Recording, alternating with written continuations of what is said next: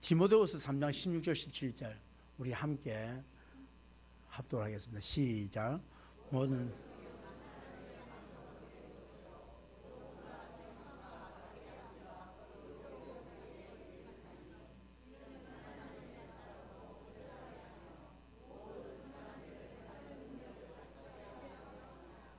모든 성경은, 그러니까 모든 성경은 성경 66권을 말합니다. 이 성경은 하나님께서 왜 썼냐면 하나님의 감동으로 기록이 됐는데, 감동으로 기록된 이 성경은 뭐냐 하니까 우리에게 교훈을 하고 또 우리에게 책망도 하고 우리에게 바르게 교육하고 의로 교육하기에 유익한 책이라고 말했습니다.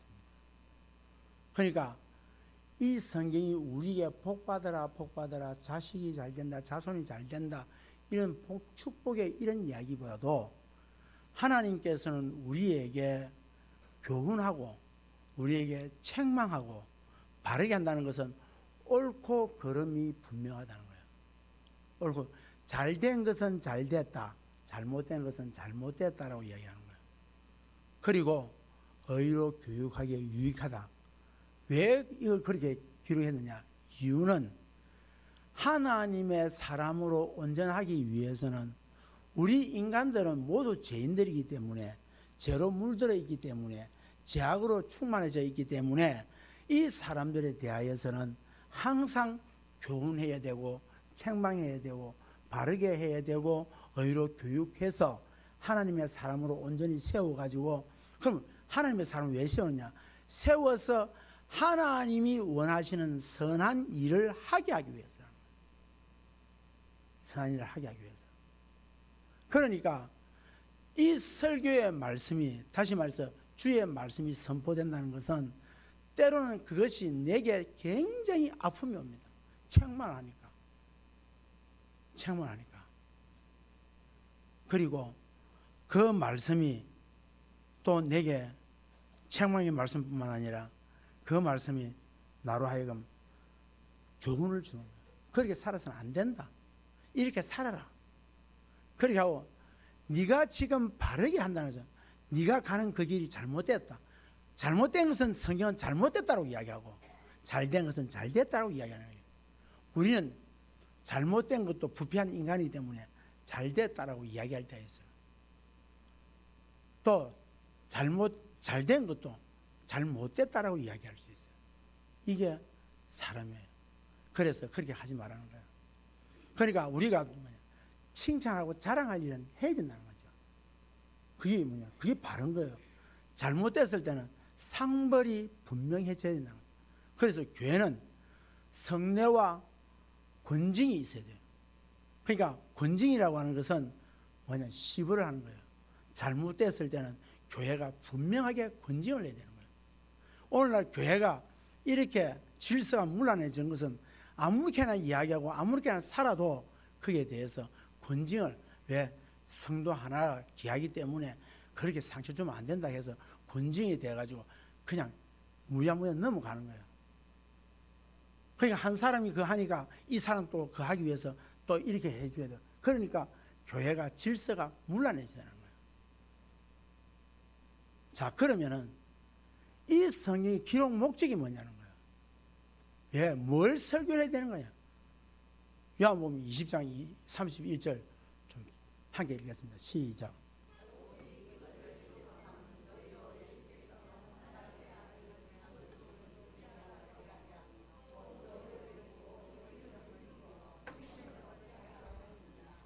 설교를 뭐 설교해야 되느냐? 예수가 하나님 아들이시다. 예수는 하나님 아들 그리스도다. 예수는 뭐냐? 하나님 아들이시다. 그가 왜 이 땅에 오셨느냐? 그 와서 뭐 했느냐? 구약은 우리에게 뭘 이야기하려고 하느냐? 오실 예수 그리스도에 대해서 이야기를 하는 거예요. 그리고 복음서, 마태복음, 마가복음, 누가복음, 요한복음, 이 복음이라서 유한겔리온, 기쁜 소리, 기쁜 소식인 거예요. 마태가 전한 기쁜 소식은 뭐냐는 거예요. 마가가 전한 기쁜 소식이 뭐냐는 거예요. 그 다음에 누가가 전한 기쁜 소식이 뭐냐는 거예요.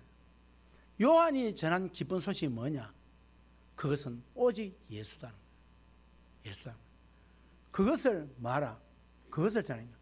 그러므로 말미암아서 그것을 전해서 그 예수의 이름으로 말미암아 너희들이 생명을 얻었다는 것을, 사망에서 생명을 옮겼다는 이 설교를 하라는 거예요. 이걸 가르치라는 거예요. 그리고 이 예수의 생명을 풍성하게 누려서 그 삶 속에서 날마다 뭐하고 항상 기뻐하고 범사에 감사하고 쉬지 말고 기도하는 것이, 이것이 예수 그리스도 안에서 너희를 향하신 하나님의 뜻이라는 거예요. 그러니까 뭔가니까 어떻게 하든지 예수가 드러나야 되고, 어떻게 하든지 우리는 오직 내 삶, 우리의 삶을 통하여서, 이 설교를 통해서, 우리의 생각을 통해서, 우리의 환경을 통해서 뭐가 드러나야 된다? 예수님 드러나야 된다. 이걸 설교하라는 거예요. 그래서 오늘 설교를 통하여서 책망이 될 수 있는 사람도 있을 것이고, 교훈이 내게 올 수도 있을 것이고, 그렇게 살아서는 안 된다고 이야기할 수 있을 것이고, 그렇게 살아야 된다는 이야기가 있을 것입니다. 자, 영상을 하나 보도록 하겠습니다. 서찬성에서 있는 전통극입니다. 병금이라고 하는 전통극을 하나 보도록 하겠습니다. 여러분 얼굴을 잘 자세히 보십시오. 얼굴을.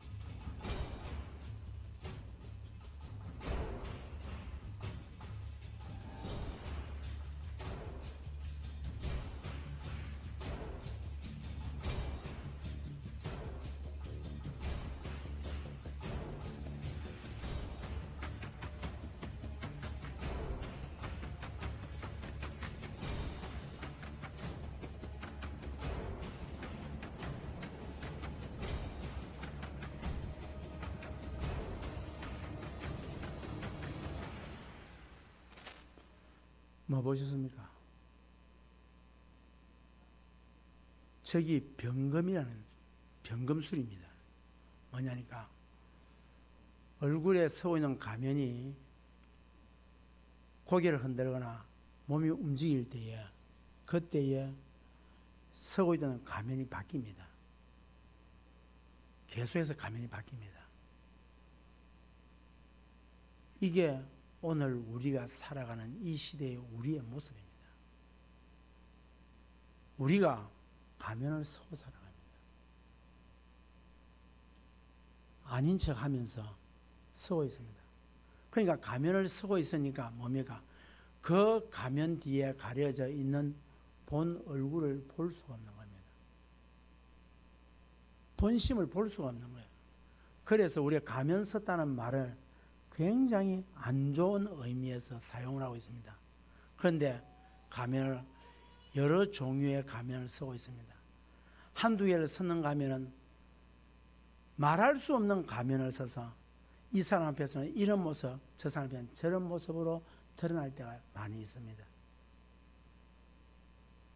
어떤 분들은 실패한 가운데 있으면서도 전혀 실패하지 않은 것처럼의 가면을 쓰고 앉아 있습니다. 어떤 사람은 은혜를 전혀 받지 못하면서 은혜 많이 받는 것처럼 앉아 있기도 합니다. 우리 가정에 문제가 생겼음에도 불구하고 전혀 안 생기처럼 해서 앉아 있습니다. 요즘은 더 밖에 나서 보기 어려운 게 뭔가니까 마스크를 쓰는 게 당연한 것처럼 여겨져 있습니다. 여기 있으면은 그 사람의 얼굴에 나타나는 현상을 전혀 볼 수가 없습니다. 마스크만 써도. 왜? 그걸 보여주기 싫어서 씁니다.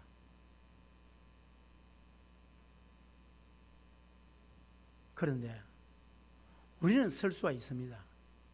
그러나 진짜 가면을 벗어야 될 자리가 있습니다. 어디일까요? 진짜 가면을 벗어야 될 자리. 우리는 거룩하지 않으면서 거룩한 척 가면을 쓸 수가 있어요.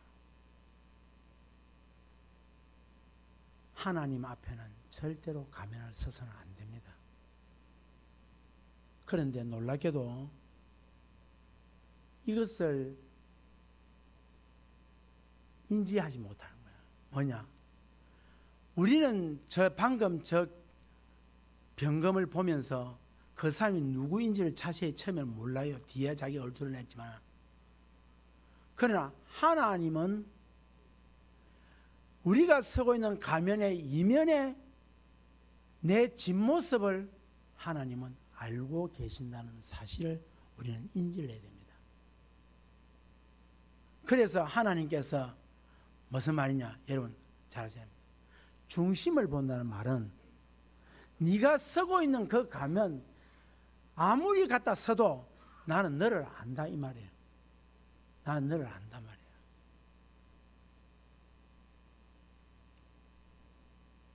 그러면서 우리는 하나님 앞에 나올 때에 내 모습, 원래 모습 그대로 주님께 나와야 합니다.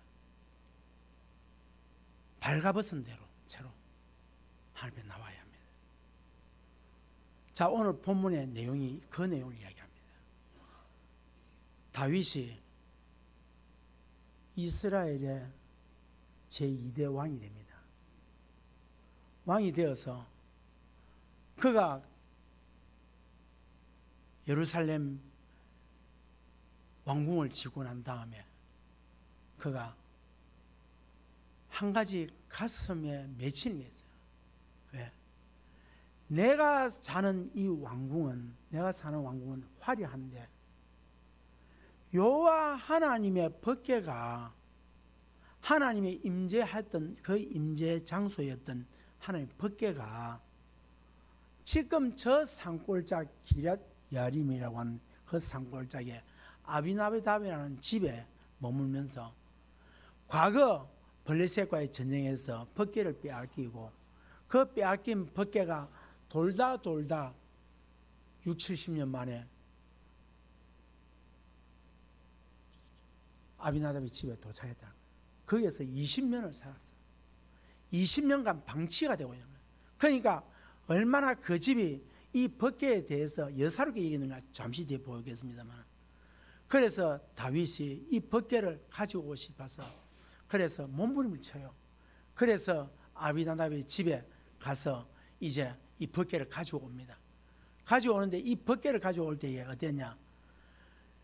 자, 아비나답의 집에서 새 수레, 하나도 타지 한 번 타지 않은 수레, 새 수레를 만들고, 그 다음에 3만의 군사들을 데려가고, 그 다음에 각종 악기를 다루는 사람들의 악기를 다 가져가서 이제 대환영을 하죠.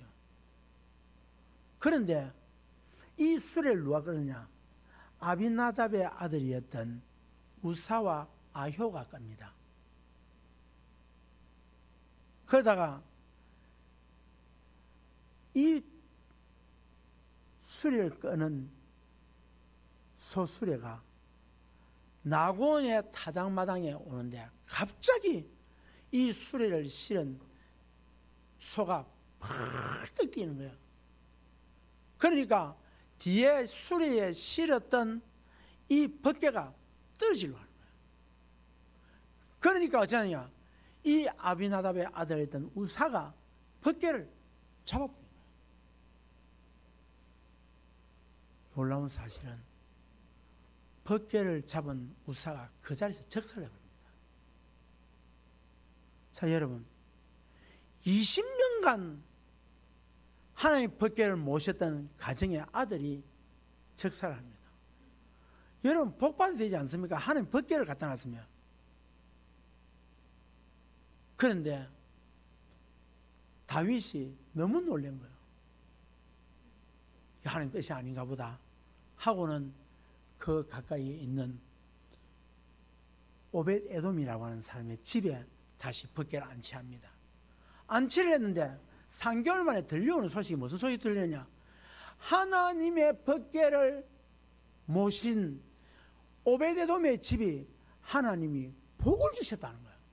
이게 소문이 막 퍼지는 거예요. 자, 여러분 보십시오.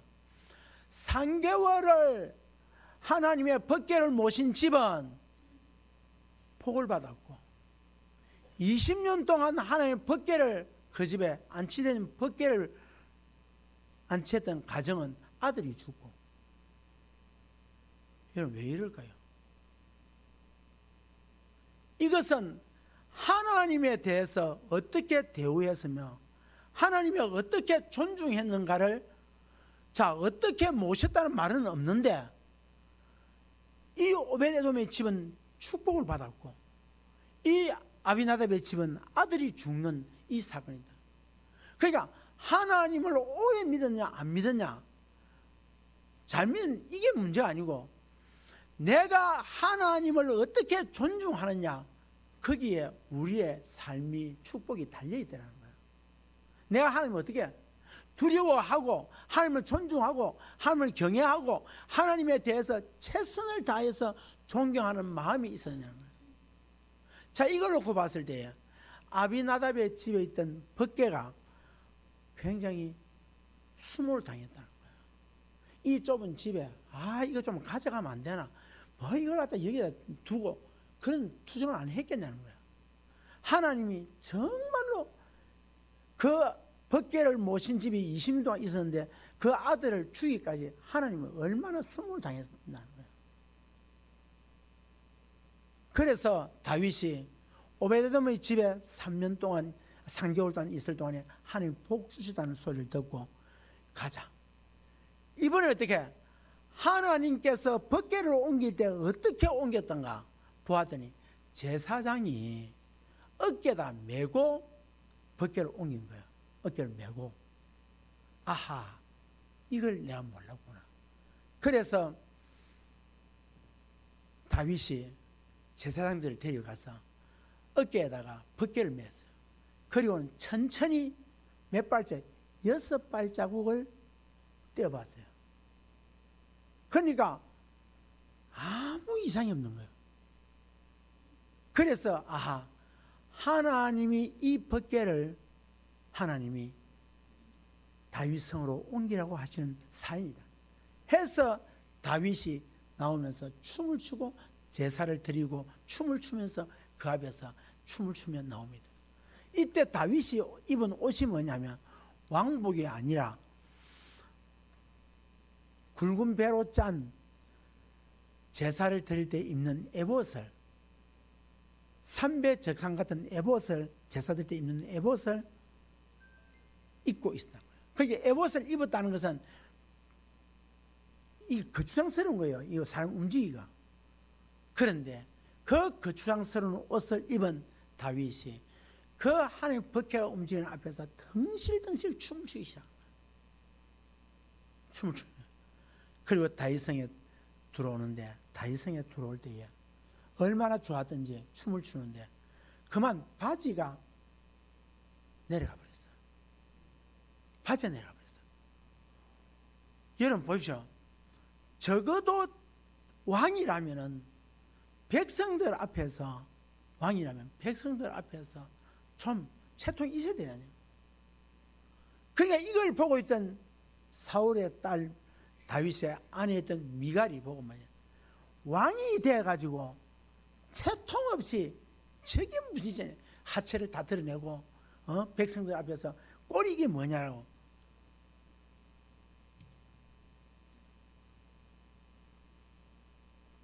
사랑하는 성도 여러분,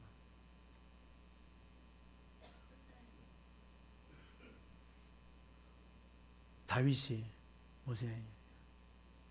내가 하나님 앞에서는 더 했으면 더 했지 하나님 앞에 더 하고 싶다는 거예요. 내가 백성들 앞에 잘 보이려고 하는 것이 아니라 하나님이 기뻐하신다면은 이것은 아무것도 아니다. 여러분, 그러면은 왜 다윗이 오늘 이렇게 법궤가 들어올 때 춤을 췄을까? 과연 이유가 뭘까? 세 가지를 말씀을 드리겠습니다. 첫째는 다윗이 법궤가 오늘 다윗 성으로 옮겨진 것에 대해서 너무 감사했어요. 여러분, 우리 다 같이 12절 함께 읽겠습니다. 12절입니다. 다 같이 읽습니다. 12절 시작.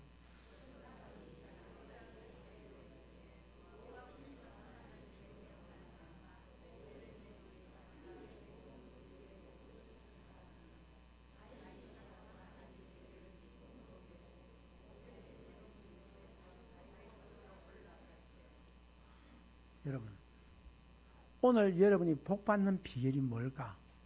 진짜 내가 복받는 비결이 뭘까? 그 이야기합니다. 하나님께서 진짜 내게 복 주시는 게 뭔가?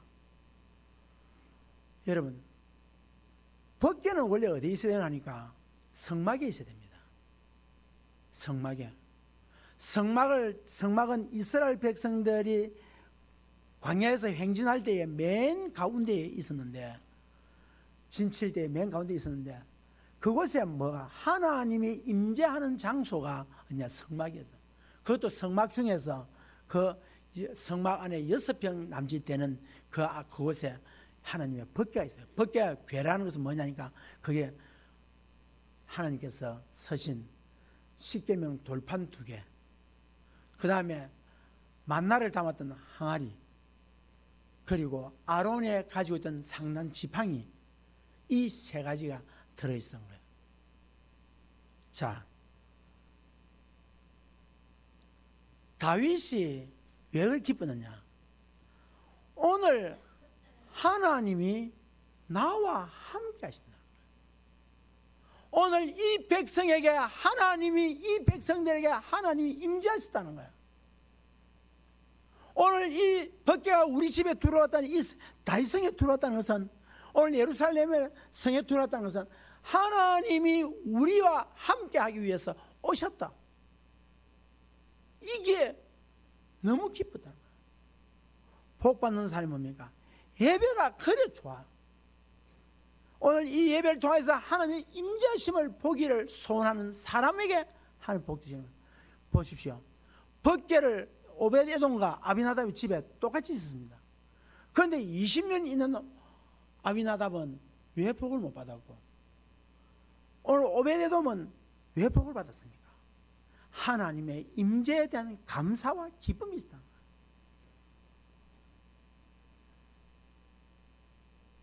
주의 사자가 예수님께서 태어나실 것에 대해서 이사야 7장 14절에 이런 말씀이 있습니다. 보라, 처녀가 잉태하여 아들을 낳을 것이니 그 이름을 임마누엘이라 하라. 이를 번역한 자 하나님이 우리와 함께 계시다 함이라. 자, 여러분, 예수님이 이 땅에 오신 가장 큰 목적이 뭡니까? 우리를 구원하기 위해서입니다. 자, 또 그 다음에 예수님이 오셨다는 것은 무슨 말입니까? 하나님이 우리와 함께 계시다는 것을 눈으로 보라는 거예요. 예수님을 통해서 하나님이 우리와 함께 계신다. 사랑하는 성도 여러분, 오늘 하나님이 여러분과 함께 계신 줄 믿습니까? 오늘 하나님이 여러분 가정에 함께 계신 줄 믿습니까? 오늘 우리 교회에 하나님이 함께 계신 줄 믿습니까? 그게 복인 거예요. 그게 복. 오늘 다른 거 찾는 게 아니에요. 하나님이 나와 함께 계시다는 것은 이 성경을 통해서, 말씀을 통해서 하나님이 나와 함께 계시다. 예수가 왜 중요하냐? 바로 임마누엘, 하나님이 나와 함께 계시다는 것을 내게 뭔가 확정시켜준다. 그게 뭐야? 설교자를 통하여서 확정시킨다. 사랑하는 성도 여러분, 우리가 환경과 상황만을 바라보면 하나님 앞에서 춤을 출 수 없는 일이 많습니다. 자, 지금 우리나라 봅시다. 대통령의 권한인 계엄의 문제로 인해서 이 나라가 지금 쑥대밭이 되어 있습니다. 무안 비행기장, 저는 왜 그런지 모르겠어요. 다른 데서 사고 났으면 지금 아직까지 무안 비행기장에 일어난 사건들을 가지고 난리 날 건데, 왜 무안에 있는 그 사건, 사고는 지금 소리 소문 없이 아무 흔적 없이 사라졌는지 저는 이유를 모르겠습니다만, 세월호는 그렇게 떠들고, 저 서울에서 있었던 길거리에서 축제에 일어났던 일은 그렇게 떠들었는데, 왜 무안 비행기장에서 있는 사건은 왜 그렇게 조용하게 소리 소문 없이 끝났는지 이유를 모르겠습니다만, 그러나 그 사건은 엄청난 큰 사건이었습니다. 또 각종 화재 사건이 있습니다.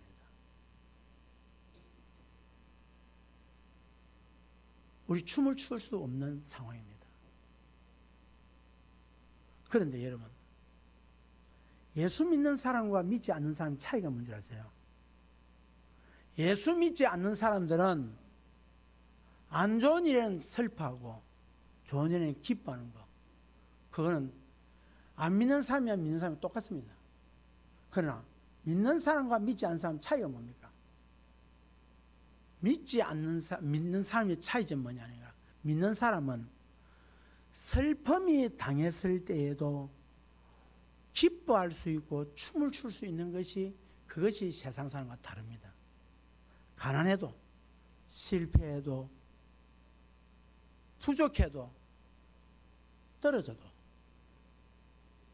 그래도 슬퍼하지 않는 거예요. 그게 그리스도입니다. 하박국 선지자를 보면은, 비록 무화과 나무가 무성하지 못하며 포도나무에 열매가 없으며 감람나무에 소출이 없으며 밭에 먹을 것이 없으며 우리의 양이 없으며 외양간에 소가 없을지라도 나는 여호와로 말미암아 즐거워하며 나의 구원의 하나님을 말미암아 기뻐하리라. 이게 그리스도입니다. 이게 그리스도예요. 조금 뭐가 안 됐다고 해가지고 모든 게 끝난 것처럼 포기해버리는 그런 사람은 그리스도인이 아니라는 거예요. 진짜 하나님 믿는 사람은 모든 것이 다 실패로 끝났다 싶어도 춤을 출 줄 알고 기뻐할 줄 아는 것, 이것이 뭐다? 그리스도라는 거예요. 하나님께서 우리를 사랑하시고 함께 하시는 것은 우리가 무엇을 잘해서 아닙니다. 무엇을 잘해서 아니에요. 뭐냐?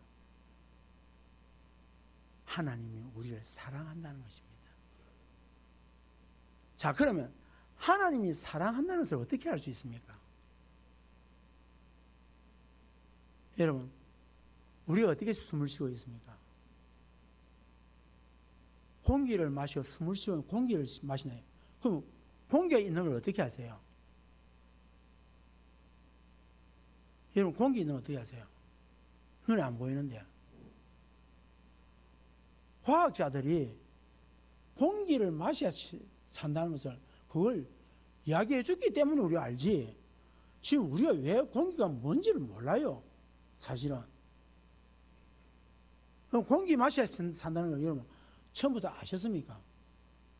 그냥 우리가 살다 보니까 우리 숨을 쉰다는 공기를 마셔서 쉰다는 거죠. 보지도 못한 공기, 그거는 믿으면서 하나님이 우리를 사랑하시고 하나님이 그 아들 독생자 예수 그리스도 이 땅에 오셔서 우리를 위해서 십자가에 피 흘려 돌아가셔서 내 죄의 문제를 깔끔하게 해결하셔서 내가 하나님의 자녀가 되었고 구원의 백성이 됐다는 사실에 대해서 믿으십니까?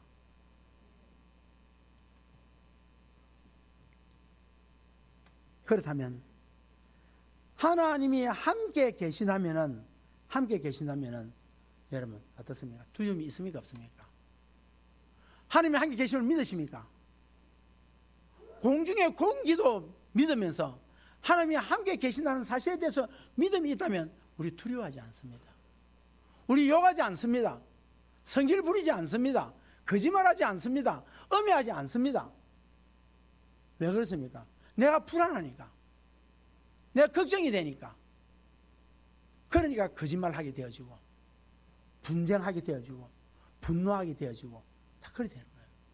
여러분, 하나님이 함께 하신 줄 믿습니다. 믿으십시오. 믿으시면은 여러분 두려움이 없습니다. 오늘 하박국 선지자는 아무것도 없는 가운데서 춤을 출 수가 있습니다. 두 번째로, 다윗은 하나님 앞이기 때문에 춤을 췄다는 고백을 합니다. 하나님 앞이기 때문에. 14절 다 같이 읽습니다. 14절입니다. 시작.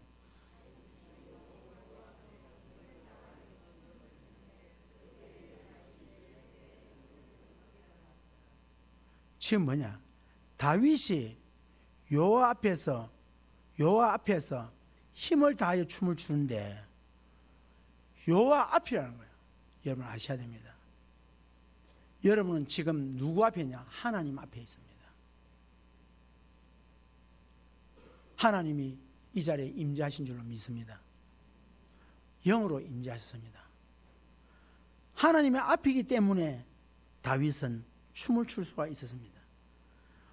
왕이기 때문에 백성들 앞에서 채통을 지키는 것이 당연하지만, 그러나 지금 백성들 앞에서 뛰놀며 춤을 추고 있는 것이 아니라 하나님 앞에서 어린아이와 같이 너무 기쁘고 즐거워서 뛰놀며 춤을 추고 있습니다. 겉으로 보기에는 다윗이 백성들이 보는 앞에서 춤을 추고 있는 것 같지만, 다윗은 백성들 앞이 아니라 하나님 앞에서 춤을 추고 있습니다. 저는 여러분에게 부탁합니다. 하나님 앞에서 기뻐하시는 여러분 되길 주의 이름으로 축원드립니다. 지금 22절에 가보면은 다윗이 뭐라 말하냐, 이런 이야기를 합니다. 그런즉 주 여호와여, 주는 위대하시니, 22절, 내가 이보다 더 낮아져서 스스로 천하게 보일지라도 네가 말한 바 계집 종에게는 내가 높임을 받으리라 한지라. 하나님 앞에서 내가 더 낮았으면 더 낮아도 괜찮다는 거예요. 여러분, 오늘 이것이 다윗이 복받는, 내가 하나님 앞에서 더 낮아졌으면 더 낮을 수 있다, 낮을 수 있으면 더 낮아지겠다는 겁니다. 사랑하는 성도 여러분, 오늘 시편 68편 3절에 의인은 기뻐하여 하나님 앞에서 뛰놀며 기뻐하고 즐거워할지라. 의인은 누구 앞에서요? 하나님 앞에서. 하나님 앞에서 기뻐하고 즐거워. 사람 앞에 아니라는 거예요. 여러분, 다 드러납니다. 다 드러납니다. 사도행전 보면 베드로와 요한이 복음 전하다가 공에 끌려갑니다. 그때에 베드로와 요한이 바른 소리 하거든요. 그러니까 이들이 어떠냐, 밖에 내보내면서 하면 다시는 예수 이야기하지 마라. 이때 뭐라고 이야기하는지 아세요?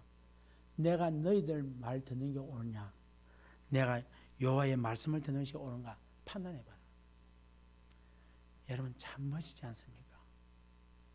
너희들 권력 가지고 있고 힘 있다고 하는 너희들 말 듣는 게 옳으냐, 아니면 우주 만물의 주인이신 여호와 하나님 말씀을 듣는 것이 옳으냐.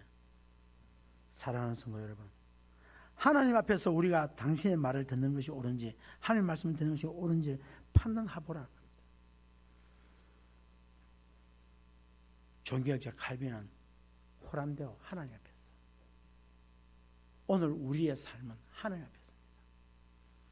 사랑하는 성도 여러분, 오늘 우리 하나님 앞에서 체면의 가면을 다 벗어야 합니다. 거짓의 가면을 벗어야 합니다.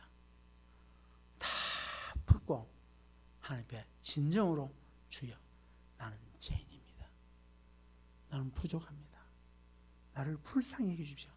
그럴 때 하나님께서 도론 탕자를 꺼내듯이 나를 꺼내주실 것입니다.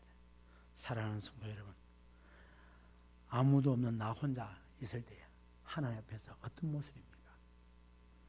마지막 세 번째로 다윗은 자신을 이스라엘 왕으로 삼아주신 것에 대해서 감사를 했다는 겁니다. 21절에 보니까 오늘 다윗이 미갈에게 이르되 이는 여호와 앞에서 한 것이니라. 그가 네 아버지와 그의 온 집을 버리시고 나를 택하사 나를 여호와의 백성 이스라엘 주권자로 삼으셨으니 내가 여호와 앞에서 뛰놀리라. 목동인 자기를 데려다가 왕으로 삼아주신 것, 하나님께서 해주신 것, 이게 감사드린다는 거예요. 고린도서 15장 9절 10절에 나는 사도 중에 가장 작은 자라. 나는 하나님의 교회를 박해야 하였으므로 사도라 칭함을 받기를 감당하지 못할 자니라. 그러나 내가 나된 것은 하나님의 은혜로 된 것이니 내게 주신 그의 은혜가 헛되지 아니하여 내가 모든 사도보다 더 많이 수고하였으나 내가 한 것이 아니요 오직 나와 함께 하신 하나님의 은혜로라.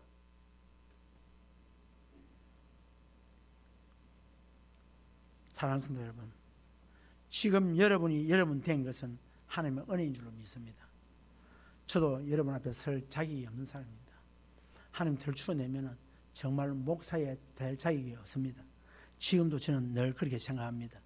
아무도 저를 목사로 인정할 수 없는 그런 사람입니다. 그럼에도 불구하고 이곳에 세운 자 누구냐? 하나님이십니다. 여러분도 동일합니다. 아무도 여러분 이 자리에 예배 드릴 자 아무도 없습니다. 자기 있는 사람 아무도 없습니다. 그러나 하나님의 은혜로 여러분이 하나님께 예배드리는 자가 된 줄로 믿습니다. 여러분이 받은 직분 받을 자격이 없지만 하나님께서 주신 은혜인 줄로 믿습니다. 비단 우리 모두 다 이것을 안다면 하나님 앞에 감사할 것밖에 없습니다. 하나님 앞에서 춤추라고 하는 것은 꼭 몸으로 춤추는 것이 아니라 기쁨으로 춤을 추고 감사로 춤을 추고 기도로 춤을 추는 우리 모두가 되어야 할 것입니다. 사랑하는 성도 여러분, 나를 구원하시고 나와 함께 하시는 하나님으로 인해, 나를 나되게 하신 하나님의 은혜로 인해 하나님 앞에 언제나 다윗처럼 뛰놀며 춤을 추며 기뻐하는 성도들이 되기를 주의 이름으로 축복합니다.